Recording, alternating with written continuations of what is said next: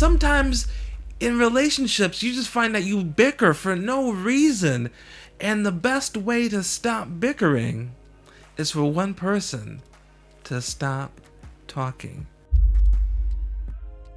Hey peeps, I'm Rick Roberts, and this is RickRobertsLife The Podcast, where we talk about my faith, my thoughts, my life. And today is Motivation Monday. And what I want to talk to you about today is being fed up and wanting to go. Now, I know you're fed up. I know that the person that you have been with has been driving you crazy. And the fact that you said that you wanted them to stop doing certain things, and it feels as though they have not taken notice of how upset it's making you, you feel like you are just 2 steps from walking out the door. I want to give you this bit of motivation today. Say this with me. I'm fed up, but I'm not leaving. I will not lose you. I'm fed up, but I'm not leaving. I will not lose you. The reason why I say that is because right now, when you're in your feelings, when you're in your emotions, you feel as though you cannot take this anymore. You feel like things will never change. And you feel like you're sick and tired of doing the same thing day in and day out, and the passion is gone. What I want to say to you is this. It may feel like that right now, but the thing that we forget is that love is more than just emotions. Love is also a choice. You chose this person. You chose that you wanted to love this person, that you wanted to stand by this person. And right now, the times feel tough. Right now, it feels like this person is just your roommate. And you're sick and tired of them asking you what you're doing, where you're going, and just challenging everything that you say. Right now, I want you to make a mission to win them back. I know you're saying, it's not me, I'm not the problem, they're the problem. Well, here's the thing. I have you right now on the podcast. And so since I have you, I can only work with you. And so I'm encouraging you to pick up the mantle and fight the battle to win back your relationship. Maybe you have fell into just routine, or routine just killed the passion and the fire of your relationship. It feels like it's stagnant, like it's not growing, like it's stale, like it's not going anywhere. But what I want to say to you is this. With a few consistent steps each and every day, you will be surprised as to how far your relationship can turn around from where it is right now. You have to be willing to suffer through this tough period to get back to beauty. A while ago on one of my podcasts, I said there's going to be chaos before the change.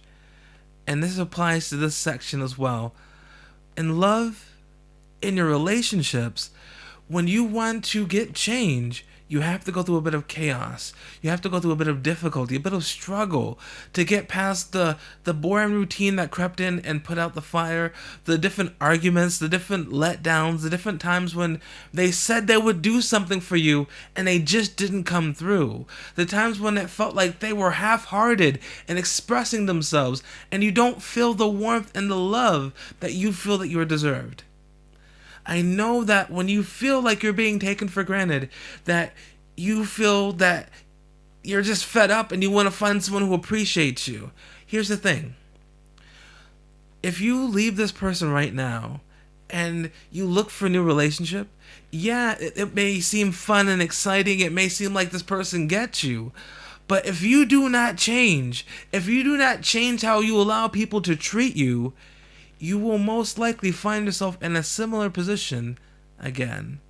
Everybody has baggage. Everyone has their different things that make them not seem so perfect. You know, we can put on a good front for a little while, but it's hard to maintain that perfect ambassador status. And so what I'm saying to you is that the person that you have went through all this work to try to build a life with, the person that you sacrificed so many different things for, is still alive inside that person. They just might be in a coma, and you might just need to wake them up. And so you're probably thinking, how do I wake this person up? How do I revive my relationship and put it back into a good place? Here's a hard one. This is going to be hard. I'm going to give you a few simple steps over the next several weeks of the podcast. And this first step is very difficult. Are you with me? Are you ready? You have the right to remain silent. You're probably thinking, what are you on about, Rick? What are you talking about? The right to remain silent.